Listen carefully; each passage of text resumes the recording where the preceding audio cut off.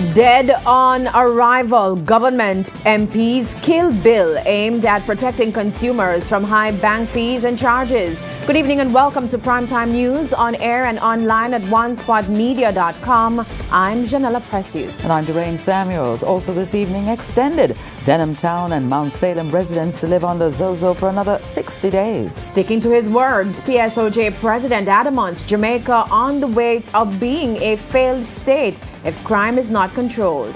Back in session, judges return to courtroom. Big losses, toll roads in the red as fewer motorists use the thoroughfares. And in business news, take charge. PIOJ head says reducing the impact of climate change will be critical for future economic growth. There's also sports commentary and weather in this newscast. But before the break, the feedback question. What is your opinion should be done to effectively deal with high bank fees and charges? You can share comments online, facebook.com/Television Jamaica, and tweet us at Television Jam. Please stay with us. Primetime News returns after this break.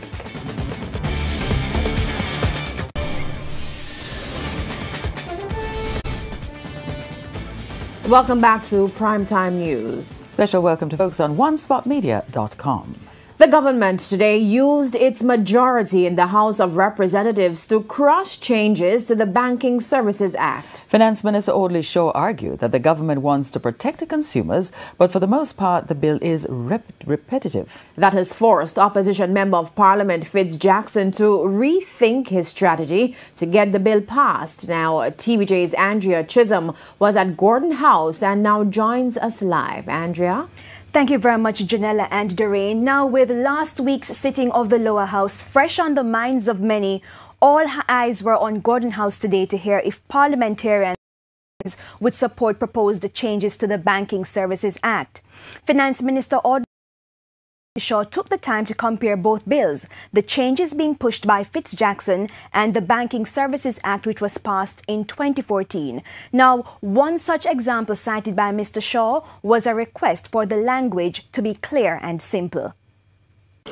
Section 132(4)(b)(4) of the Banking Services Act requires the BOJ's code to oblige the deposit-taking institution to, quote, to keep language in contracts with customers simple and clear and ensure that key terms such as rates, terms, fees, and payment dates are clearly identified for the customer's attention. It's there already in the bill that you passed in 2014. So why you want it again to repeat it in another bill? As a long-serving member of this House, he knows if the bill does not contradict any provision that is existing, there is no injury. In fact, this bill was drafted by the Chief Parliamentary Council. Now, Mr. Shaw indicated that 90 to 95% of the changes were already in the 2014 bill and a Bank of Jamaica Code of Conduct for deposit-taking institutions. Now, that Code of Conduct, he said, was implemented in September last year. But he admitted that the issue of regulating the actual fees charged by deposit-taking institutions like banks, those have not been addressed. And at a hastily called press conference, the opposition pointed out one such instance.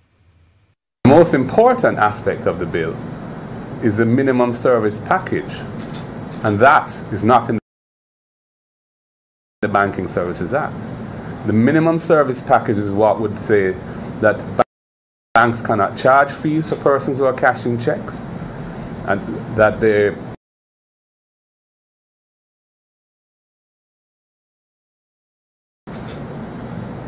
interest rate changes must be notified in advance.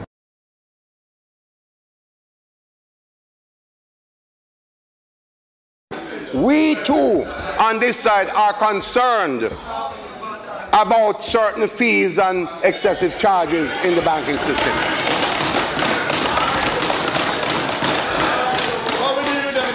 The question is how you deal with it in a manner that is internationally acceptable and transparent.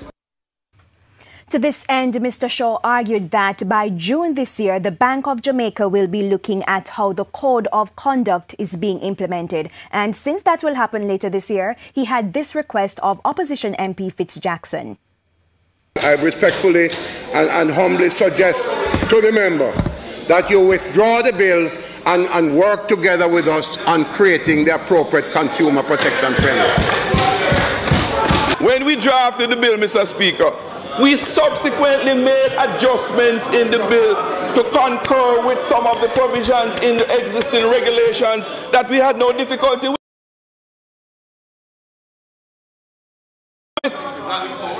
So, Mr. Speaker, I humbly submit that the bill be read a second time. Those in favor? Aye. Those against? No.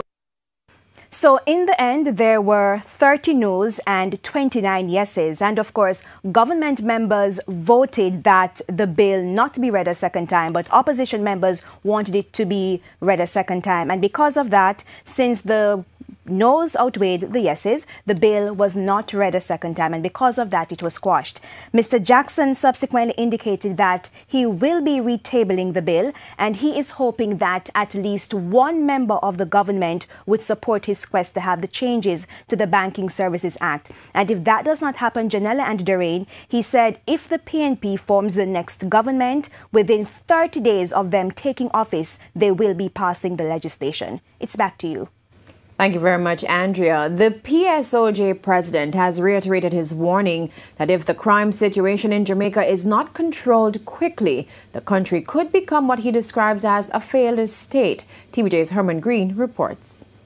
PSOJ head Howard Mitchell says he came under heavy criticism for using the term failed state recently in describing Jamaica. However, at a Rotary Club meeting in Kingston on Tuesday, he reiterated his view, this time calling for urgent action to ensure Jamaica does not become one. I am sounding a warning that in relation to public order and to the control and management of our citizen security, the state is failing.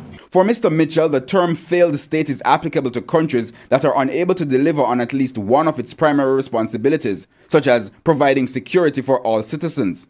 He argues that for Jamaica, there have been many failed crime plans over the past 2 decades, all of which have made the same recommendations, including improving the performance of the police force and the promise of social intervention.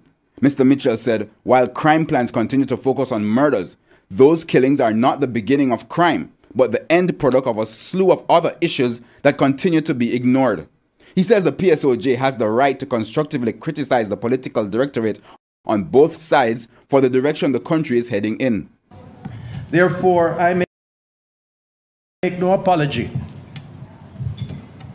for stridently speaking out against the neglect, the lack of vision, the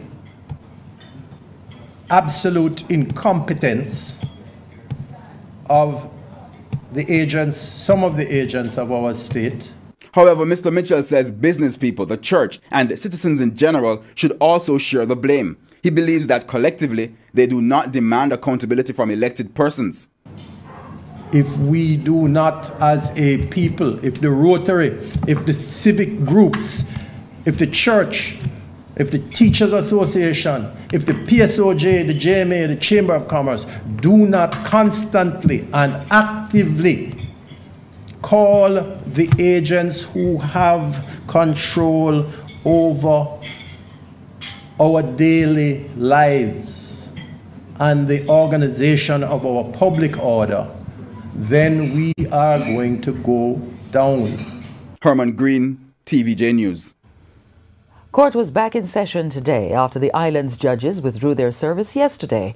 The government in response noted that the action taken by the judges was unprecedented, but contended in a statement that there were other avenues available to resolve the matters raised.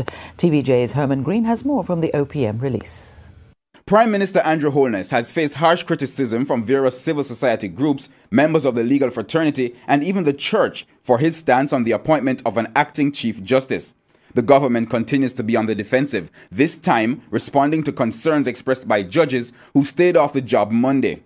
In the statement from the judges, there was little mention made about the appointment of the acting Chief Justice, but a statement from the Office of the Prime Minister said Mr. Holness's remarks at the swearing-in of Justice Brian Sykes were taken out of context and used to, quote, create a non-existent threat to the independence of the judiciary." End quote. It went on to say that if those comments cause concerns to the judicial arm, the Prime Minister has no hesitation in unconditionally withdrawing the comment. The release, however, pointed out that there were other statements in the Prime Minister's remarks which would have reassured those concerned that the government has no intention to interfere with judicial independence. The statement also stressed that there was never any intention on the part of the executive to supervise or direct the judicial branch. The Prime Minister, in accordance with the Constitution, recommended someone to perform the roles and function of the Chief Justice. It was not intended to have the recommended person act indefinitely, and it was always the intention of the government in short order to appoint the Chief Justice. On that matter, it noted, at an appropriate time and in short order, the Prime Minister will recommend the appointment of the Chief Justice. As it relates to the concerns expressed by the judges, it stated that Cabinet welcomes the acknowledgement by the judges that there are concerns about inefficiencies, deficiencies, and delays in the justice system, and agreed that much more needs to be done for timely justice outcomes. It went on to say, "We accept the observation of the judges that although the judicial branch of government is independent and should remain so, it is also accountable to the public. This statement reaffirms the very important point that all arms of government are accountable to the public. The Cabinet is well aware and agrees with the judges on the need for greater resources to be allocated to the justice system. It is the intention of the government to make further investments in the justice system to support our number one medium-term strategic priority, which is the strengthening of the rule of law and timely justice outcomes. However, the government maintains that there are further efficiency gains possible through reform in the use of current levels of funding to the justice system." Herman Green, TVJ News. Meanwhile, President of the Private Sector Organization of Jamaica, PSOJ, Howard Mitchell, also weighed in on the ongoing controversy surrounding the appointment of an acting Chief Justice by the Prime Minister. He was speaking at a Rotary Club of Kingston meeting today. Mr. Mitchell said the PSOJ has written to the Prime Minister outlining its concern with the impracticality of a temporary appointment. He said the letter also highlighted issues with the proposed performance assessment procedure, noting that the Office of the Prime Minister has no capacity to assess the performance of a jurist. What you're talking about is the performance of the administrative acts. Many of those administrative acts lie, in fact, in the Ministry of Justice and are funded through the Ministry of Justice. So tying the Chief Justice's hand behind him and throwing him in the dark end of the pool and saying, well, perform, don't make any sense to me.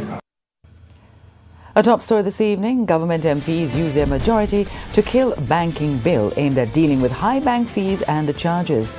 Still ahead, toll roads rack up huge losses on low usage of the thoroughfares. And in business news, take charge. PIOJ head says reducing the impact of climate change will be critical for future economic growth. We'll be right back. Welcome back. Continuing the news, the National Road Operating and Construction Company, NROC, continues to lose millions as fewer motorists are using the toll roads. The issue was raised at today's sitting of the Public Accounts Committee, PAC, today. TVJ's Anthony Lugg reports. It was pure excitement when the government announced plans to open both the east-west and the north-south leg of Highway 2000 due to their potential to add economic growth and development of the country. Though it's beneficial, over the years there has been a decline in the usage of the highways. That's just one reason why the National Road Operating and Construction Company, NROC, is now in debt totaling over $73 billion. PAC member Fitz Jackson asked that NROC look at adjusting its operating model to increase revenue. Take, for example, the Portmore leg. During the late nights, the low volume period, the rates are just the same. No incentive to utilize that and earn more revenue. And the other one, Vineyard through to Maypen, the same thing. And you guys have been adamant that you'll keep the highway empty during those periods rather than earn revenue, though at a lower rate, that will boost your overall income. So I'm renewing my plea with your finance model people. Even test it for a period. Dr. Maurice Guy believes NROC should do more. You have vested interest to see that there is some money coming into NROC. 2010 is 7 to 9 years ago, and you still have not seen a profit based on original projection. The risk currently is with the developer. So if there is a reduction in tolls, for example, and the revenues, there's a shortfall in revenues, the risk is 100% with the developer. We don't share that risk with the developer. But there are more concerns as NROC prepares to start acquiring lands for the extension of the East-West Highway from Clarendon to Williamsfield, Manchester. The current cash flow or traffic projections don't indicate that we'll be able to service the debt. Is the toll road the best option for that leg right now, if it is that the government of Jamaica is the one taking this debt? Peter Bunting believes once it's carefully planned, the extension of the toll road can work. I think the idea of sort of just upgrading the existing Scots Pass porous is going to be very limited. Anthony Logg, TVJ News. Parliament has again approved another extension of the zones of special operations in Mount Salem, St. James and Denham Town in Kingston. Prime Minister Andrew Holness made the request in the House on Tuesday, asking for 60 more days effective February 28. He says the extension is justified because there has been no reports of murders in any of the declared zones. He says gang activities have also decreased, but the government accepts that the initiative will not be a quick fix to the country's crime situation. Among other factors, to a long-term approach to reducing crime. Meanwhile, he notes that the extension will also help the progression of the social intervention or build phase of Zozo, particularly in Denham Town. Transition from the clear phase, which is a phase where we remove from the space the criminal element, we take in as much as we can the weapons and establish a security domain. Then we transition through the whole phase, which is the period of time that is necessary for the social intervention committee to come in and establish itself. Now, meanwhile, even as parliamentarians approved another extension of the zones of special operations, concerns about the social intervention component of the operation in Mount Salem, St. James. Here's TVJ's Lana Franklin with that story. Disappointed. Concerns are being raised as the social intervention programs move at snail pace into Mount Salem, St. James, the first zone of special operations. So, what I really want to see, things start to move a little faster. You understand? For the people them. Because enough young people they want to work same way, you know. So if them come and not develop the place, then young people they go get work too, not true? Mount Salem was declared the first zone of special operations on September 1 last year. It has been extended twice since then. While the residents are very happy with the peace and quiet within the community by the presence of the security forces, they are also now very anxious and has been asking questions to which I can't answer, regarding when are we going to see our roads improve, when are we going to see the water system improve, when are we going to see the electrical poles and the regularization of the electricity that was promised. President of the Mount Salem Community Development Council, Winsome Barnes, says minor works have begun, although promises have been made for the major works to start soon, to which those responsible will be held accountable. According to Ms. Barnes, the Mount Salem Primary and Junior High School, which is in a state of disrepair, has been earmarked for major rehabilitation. Concerns are also being raised that a second zone has been declared in Denham Town and Mount Salem is yet to benefit from the building phase of Zoso. Reports are coming in that other Zoso or the second Zoso area have more activities or more infrastructure taking place than what is taking place here in Mount Salem, which was the first zone to be declared in the country. Me know say I will it upon the Prime Minister and too, because you can't see what they go on. But then again, the place is a town, and as far as we see, this place are run down right now. You understand? So we want more development, and the whole talking no make sense. Work, action. Lana Franklin, TVJ News. The Health Minister, Dr. Christopher Tufton, has responded to claims made in the Senate last week by Government Senator Dr. Sapphire Longmore. Dr. Longmore, who is battling breast cancer, told Parliament's upper house on Friday that patients at the University Hospital of the West Indies were being blocked from accessing a critical drug to fight the disease. TVJ's Vashon Brown has the primetime news follow-up. Last week, Government Senator Dr. Sapphire Longmore raised concerns about what she called a major problem in the treatment of breast cancer in Jamaica. She said patients with an aggressive form of the disease are not receiving a critical drug, Herceptin, at one of the island's major hospitals. The sad reality is that persons who are registered to the university hospital are being blocked from accessing this drug.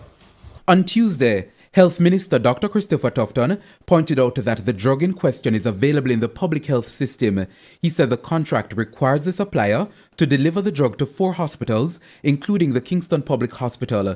The University Hospital is among the 4, but Dr. Tufton said the drug is administered through KPH. I think the contention by Senator Longmore is whether or not the drug should be sent up to the university hospital. It's something that I think we can work on and work out, but the challenge would be UWI's own status. UWI is semi-private, semi-public, and so in the initial stages of the program, the university hospital was not considered because, as I said, it's semi-public, semi-private. Dr. Tufton argued that there is an issue with delivering a drug provided by the National Health Fund to an institution that charges for its services. As it relates to the particular case, if Senator Longmore wanted to access the drug and was willing to be treated. ARV pharmacies. The NHF said the Herceptin program is administered by the relevant regional health authorities and the drug is dispensed directly to the oncology department in a public hospital based on a prescription from that department. Councillors in St Anne are taking the government to task for the non-payment of funds for road repairs in the parish. The councillors say the road repairs fund has not been replenished in the last 2 years. The declaration was made at the latest meeting of the St Anne Municipal Corporation. TVJ's Kalisha Williams reports. Irate councillors at the recent meeting of the St Anne Municipal Corporation venting their frustration over the lack of funding to fix roads in the parish. The councillors say for at least 2 years the corporation has not received the remainder of the monies promised for the equalization fund. That fund is to be used by parish councils to cover critical infrastructural work. It is seeded by monies from property taxes. The road coverage road, it is in a state now. That road, I have to repeat myself, that road was approved from 2015 December. We were commenced on 2015 and we received a portion of that money. And other minister came here and he promised us state collective going to release the portion, 50%. We'll ask the CEO to write to the minister and see where we are with equalization funds. I want you, sir, don't leave it up alone to the CEO because he can only write the permanent secretary. But all the decisions that will be taken for the benefit of the people of St. Anne and Jamaica at large, because it's not only St. Anne that use the roads in this parish, it's the entire Jamaica that use them. So all the benefit is left in the hands of one man. The councillors believe the Minister of Local Government, Desmond Mackenzie, has fallen down on its promise. The mayor has been asked to intervene. I urge you on the political side, sir, to use your office to speak directly to the minister and remind the minister that it is overly bad. For 2 years now, he has not sent $1 to this council. TVJ News tried to reach out to the Minister of Local Government, Desmond Mackenzie, for a comment on the issues raised by councillors, but his phone rang without an answer. Kalisha Williams, TVJ News. The St. Thomas woman who was caught on video beating her daughter with a machete is speaking out about the incident. Doreen Dwyer, who was sentenced to 3 years probation last week, says the experience is one she doesn't want to relive. TVJ Shamela Mitchell reports. The video went viral on social media last year. It was filmed in this yard in Bath, St. Thomas, showing 44-year-old Doreen Dyer beating her teenage daughter with a machete. The mother was berated by most, others sympathized. The single mother telling TVJ News that life has been unkind to her. Domestic work and hairdressing are her mainstay. As for children, her plan was for one, but circumstances meant she ended up with 5. 3 of her children are now adults. The other 2 reside with her. One was victim of the beating in the video. Miss Dyer explains that it was her first time using a machete to beat her daughter. She said it happened after her daughter refused to do a chore she was given. I'm so sharp and I beat you, and by the time I grab her, I don't see anything, and I look at the kitchen door and I see the piece of bill, and I just start slap her with the bill. At any point, were you scared that you might have hurt her, like cut her? No, I love my kids them, so I need not chop her. I just slap her if she understands me as a mother, and when I talk to her, she will learn to hear, because them father leave me from them at 2-year-old me and me 1. Miss Dyer says her eldest daughter decided to film the incident in order to teach her 13-year-old a lesson. That I say she video before we just have it for look on it and show her it when she face herself. Said every time you face it, at this make her get beaten through the face tennis. But our next door neighbor come over and tell my daughter that make him see, but the guy would do it, put it out, the man him couldn't agree. She was later arrested and charged. In court, she entered a guilty plea and was sentenced to 3 years probation. Parental counseling was ordered for her and she was told to attend anger management classes. Miss Dyer's mother, Carmen Cornwall, says the situation has affected her and her family. So when we hear the accident, we demand them now. I just God keep me. Tears coming from my eye. Since the video went viral, Miss Dyer's 2 children who resided with her were placed in the care of a relative by the court. But now that the court has handed down the sentence, Miss Dyer says she longs to have her children back. She says her children have never left her side, especially since she's hypertensive and is on medication. Some of the time at night I didn't fight to sleep on the bed back of me who want to sleep in the middle. When my pressure pill take me and I wake up and say, Mommy, why you struggling in your sleep? So I say, my pressure and give me, want to give me the water, want to take out the pill, give me. Then don't leave me an inch. She has learned her lesson, vowing it will never happen again. To get back the children, she will have to wait a court decision on the matter next month. But the single mother has a message to fathers. But I want to father them stand up for them kids. That's why enough for the young boy them. So them father leader for them, they go pick up gun and go do this rob and get end up dead. The girl want them get pregnant before time because them mother not have it and them father not support them. So you know them have to carry the bill and them carrying the bill, you know. Then have no father and the mother see one if go take up that trouble again, more upon what she have again. So I want to tell the father them at Jamaica about support them kids. Shamela Mitchell, TVJ News.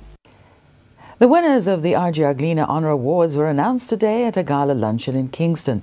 The award recognizes the initiative, accomplishment and courage of individuals or organizations that have contributed significantly to improving Jamaica's quality of life. Professor Gordon Shirley was named the R.J. Arglina Man of the Year. A lot of the things that would have contributed to the panel thinking of me really is the work of an outstanding group of people that I work with, and many of them from the Port Authority are here over in the corner there. There are many from UWI. My closest colleague and friend Alvin Wint is here, one of the awardees as well. Chris Tufton we used to work with. If you work with good people, you're going to get good results, and this is what I think has happened in my case. Beres Hammond was given the Lifetime Achievement Award for Entertainment. The National Library of Jamaica received the category award for Arts and Culture, NCB CEO Patrick Hilton for Business, Boys Town for Voluntary Service, ISA for Sport, reggae artist Jamar McNaughton, better known as Chronics, for Entertainment, the Electricity Sector Enterprise Team for Science and Technology, and Jamaica Moves for Health and Wellness. And we take a break. When we come back, the business day and news from overseas. Please stay with us. Coming up on E-Prime tonight, I-Octane conquers the globe with his new album and a musical legend recognized for his lifetime of work. All this and more right after sports commentary. See you then.